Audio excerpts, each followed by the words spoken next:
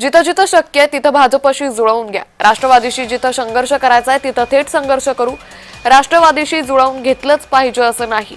एकनाथ शिंदेंनी रात्रीच्या बैठकीत या सूचना दिल्याची माहिती सध्या समोर येते। त्यामुळे जिथं जिथं शक्य आहे तिथं भाजपशी युती करा असं एकनाथ शिंदेंनी म्हटलंय। या संदर्भात अधिक माहिती घेऊयात आमचे प्रतिनिधी शुभम उमाळे यांच्याकडून। शुभम, आपण पाहतोय एकनाथ शिंदेंनी हे स्पष्टोक्ती केलेली आहे की जिथे शक्य तिथं भाजपशी युती करा, मात्र राष्ट्रवादीशी जुळवून घेतलं पाहिजे असं काही नाहीये।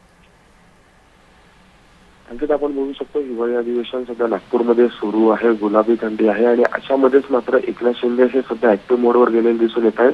पक्षासाठी अत्यंत वेळ जो आहे तो त्यांना द्यायला मिळत आहे, कारण की निवडणुकीमध्ये मागील 2 महिन्यात ते अत्यंत व्यस्त होते आणि अशामध्येच काल त्यांनी एक मोठं वक्तव्य केलेलं आहे की ज्या ज्या ठिकाणी भारतीय जनता पक्षासोबत जुळवून घेता येईल त्या ठिकाणी जुळवून घ्या आणि जिथे कुठे संघर्ष करायची वेळ येते आपल्याला त्या ठिकाणी आपण राष्ट्रवादीसोबत संघर्ष करू।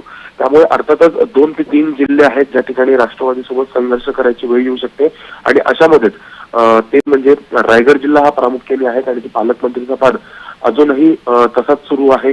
नेमकं भरत गोगावलेला जाणार की आदिती तटकरे यांना जाणार आणि अशामध्येच मात्र भारतीय जनता पक्षासोबत सर्व प्रकारे संपूर्ण महाराष्ट्रभर जुळवून घेण्याचे आदेश जे आहेत ते शिंदे यांनी दिलेले आहेत। अंकिता, निश्चित धन्यवाद शुभम, आपण दिलेल्या सविस्तर माहितीसाठी।